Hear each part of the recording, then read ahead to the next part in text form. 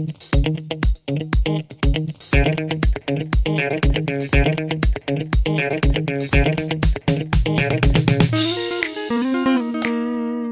guys and welcome back. It's another beautiful day here out in the wild, 10 minutes away from civilization.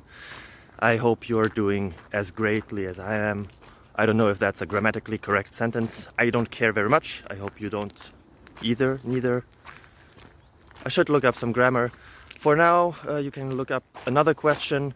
It's technical nature as always, and I hope it helps you.